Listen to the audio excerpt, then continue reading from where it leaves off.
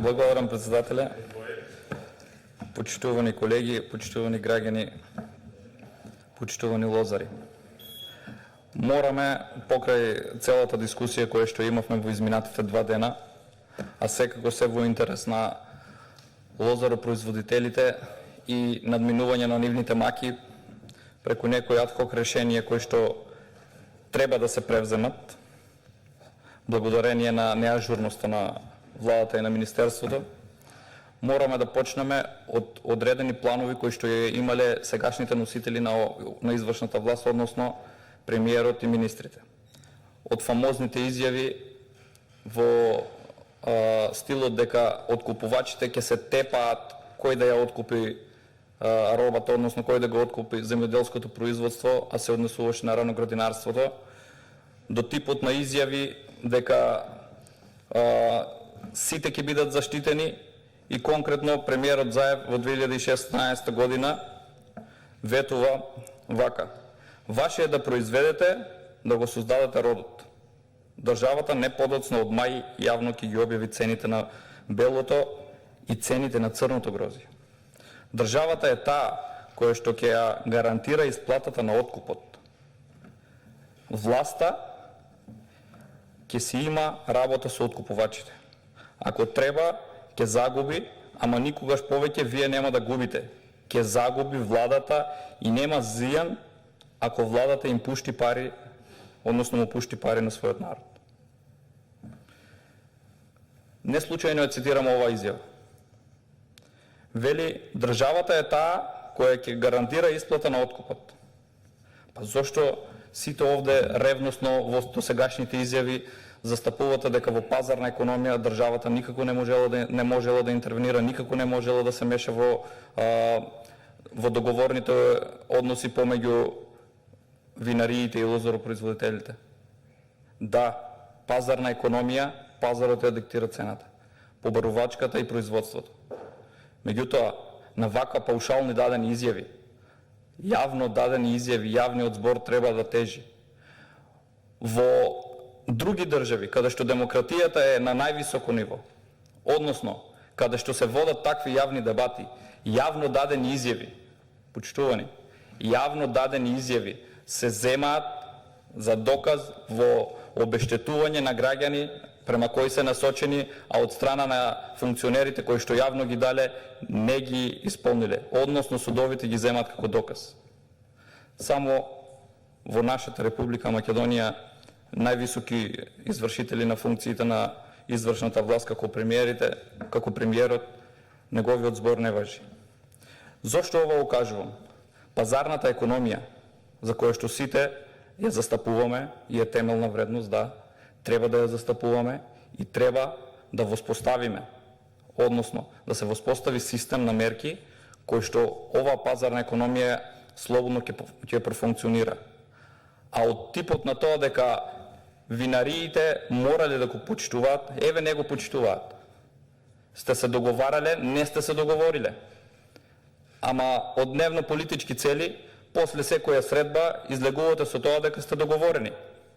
Еве излезе дека конкретно со изјавите кои што после вашите средби, како што ги нарекувате средби во затворен круг, како што рекоа претходните говорници, вие рековте дека е со лозарите и со граѓаните, излезе дека се тоа на што било договорено не било договорено. Не случајно и вчера самите лозари, самите застапници на барањата и правата на лозарите организирани преку соодветни издруженија, луѓето молеа за помош. Зошто? Никој од добро не доаѓа овде да моли за помош. Меѓутоа, сето ова што го работиме, требало да се земе во предвид на почетокот на годината. Може би уште порано. Уште еднаш ќе повторам. Претходно напоменав. Лозарството не е култура која што има повеќе турнуси во една година. Лозарството е долгогодишен насад, кој што има предвидливост. Се знаат параметрите по кои што може да се очекуваат одредени, односно предвидливи количини, колку и со што ќе се соочат и винарските визби и производителите. Да, со исклучок на одредени услови во време на виша сила или на временски непогоди. Меѓутоа, Ниту е почнато, ниту било почнато. Сега, носењето на овие адхок мерки, моментално само купувате социјален мир, а создавате илјадници семејства ги ставате во социјален ризик. Верувајте, со овие адхок решенија кои што ги носите, тоа е само за преживување. Овие семејства ќе се соочат со економските проблеми во периодот кој што доправа следува. Истите ќе не можат да се финансиски да издржат, односно ќе не можат да ги закројат лузињата, да ги кројат, да ги одржуваат и да произведат друго производство. Националната федерација на фармери излезе со одредени пресметки кои што на нивно барање им ги изготвиле соодветни релевантни институции за кои што сите овде потврдивте. И го потврдуваме тоа во однос на производната цена. Меѓутоа, производната цена нешто не е постигната, ни оддалеку нема да се постигне. Но ајде, еве, рековте дека оваа година се префрла на картата на ковид пандемијата. Па не можело да се извезе доволно количини, не можело да се продаде вишокот од претходната година. Да, и така да било. Производната цена не е производна цена од денес за утре, предвидена. Еве, самите тврдите дека со овие цени кои што ги постигнувате, лозаропроизводителите ќе бидат задоволни, односно на некој начин ќе бидат обештетени, но истите не можат да си дозволат да го произведат, односно да ја произведат истата количина и наредната година. Во нашето соседство, не многу далеко, имаме цени кои што се многу повисоки од овие. И таму имаме пандемија. И таму имаме COVID-19. Недалеку овде во Босна и Херцеговина можеме да заклучиме, односно имаме податоци дека килограм вранец изнесува 0,59 евроценти, Смедеревката 0,38. Не мораме да се споредуваме во однос на цените со сите овие држави. Меѓутоа, треба да тежнееме овие цени приближно, да пробаме да се фокусираме, да се приближиме кон нив. Со ваквиот инертен однос на власта спрема лозаропроизводителите, а секако овде мораме да ги напоменеме и другите граѓани, односно другите земјоделци кои што се занимаваат со другите гранки во земјоделието, бидејќи буквално целото земјоделие е ставено на колена. Откупна цена од 2 или 4 денари, не сакам да ја споменам она каде што производителите и вие потврдивте дека има и по 1,5 денар. Бербата на грозието е 2,5 денари до 3 по килограм. Плюс транспортните трошици. Граѓаните не можат да си подмират овие трошици. Не случајно, ако тргнете по патиштата, верувам и во Теквешијата, меѓутоа и регионот од кај што патувам, видете, иако центарот на производството на грозие е токму во Теквешијата и во нашиот регион има многу голема хектаража на засејано грозие, од трпезно до винско. Има повеќе правни лица кои што одгледуваат огромни површини, а и индивидуални земјоделци кои што поседуваат кои поседуваат поголеми насади на грозие. Грозието останува во регионот од кај што потекнувам, ниту една винарска визба не откупува грозие. Ниту една. Ова го потврди и премиерот на моја лична инсистирање во дебатата кога разговаравме за замениците на министри. Секако, овде мораме само компаративно да ги споредиме, да не заборавиме дека државата е таа која што треба оптимално да ги алоцира финансиските средства кои што ги прибира, односно средствата кои што ги прибира од даноци и од другите давачки кои што се должност на секој граѓанин, секако оптимално да ги алоцира. Овде зборуваме за лозаропроизводителите кои што се испод секое човечко достоинство на кое што ги доведовте во овие години. Меѓутоа, да не ги заборавиме и оние раноградинари кои што за 3 денари дава пролетна зелка под пластеници, за кое што им ветивте по 3 денари дека ќе им ги надоместите трошоците. далеко од производни трошоци. 5 денари за краставицата, 13 денари за вишна. Внимавајте, 13 денари, ако некој кој што не знае колку е родноста на по хектар на вишна, колку се трошоците за производство, ќе каже можеби и е некоја рентабилна цена. Меѓутоа, само еден податок, од овие 13 денари, без ниту една друга агротехничка мерка, бербата е 8 денари, односно луѓето кои што ја собираат вишната е 8 денари. Лично заменикот министер присуствуваше со здруженијата, дојде на средба и ги излажа производителите. И истото се случува и сега. Потенцирам хронолошки како се одвиваат работите. Неажурноста и незаинтересираноста на владата во овој сектор доаѓа на виделина во секоја сезона, односно во секој турнус на производство на одредена земјоделска култура. Доправа следуваат проблемите и со другите култури.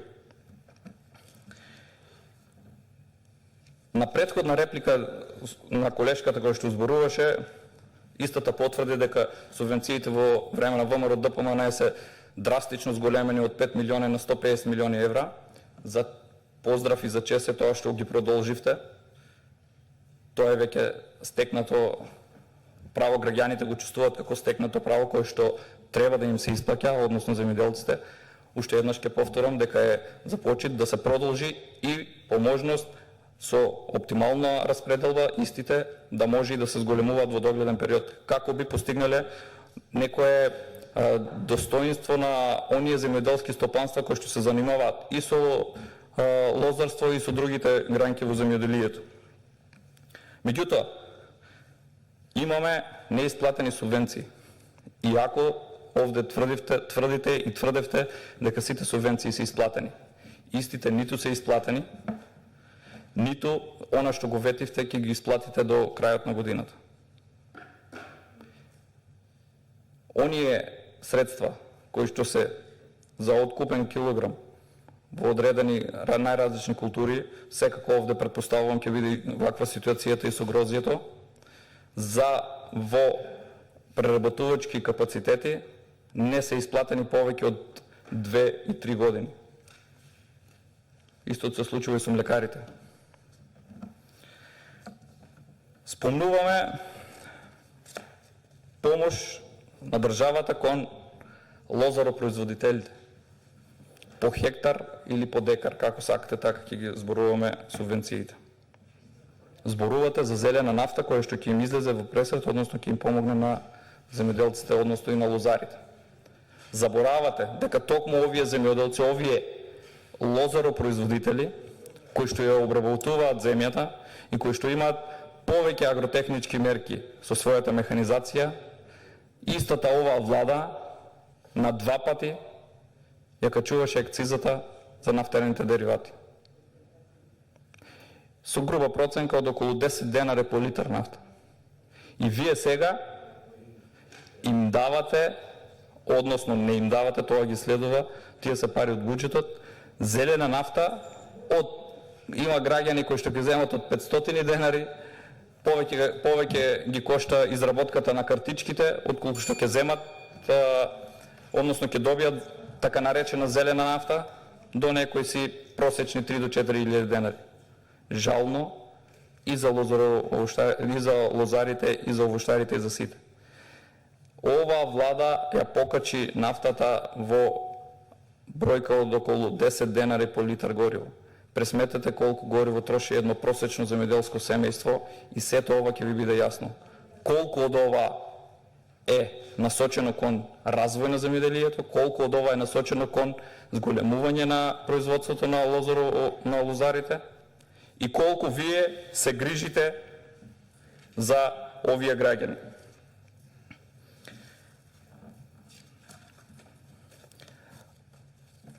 Повеќе кратно беше споменато. Не сакам да испаднеме дека само се повторуваме, меѓутоа мораме да ги потенцираме. Самите рековте и во претходните реплики дека одредени винари почнале да не го почитуваат она што наводно сте го договориле. Почитувани колеги, почитувани граѓани, да има макар и еден земјоделец и еден лозаропроизводител на кој што откупната белешка ќе му биде на 2 денари по килограм, е жално и не смее државата да го дозволи ова манипулирање со земјоделците, ова манипулирање со лозарите и сите оние кои што дали директно или индиректно се зависни од овој сектор. Потенцирам, треба да биде заштитен секој еден лозаропроизводител, лозар, кој што, еве, не случајно го напоменувам ова, не треба да имаме ниту една ваква откупна белешка, за која што тврдите дека помагате и дека имате определено мерки. Се согласуваме во тоа дека не може секоја година да биде година на раст на цените. Меѓутоа, навремено презентирање, навремено постапување и започнување на мерките ќе вроди многу повеќе со плод. Ви благодарам.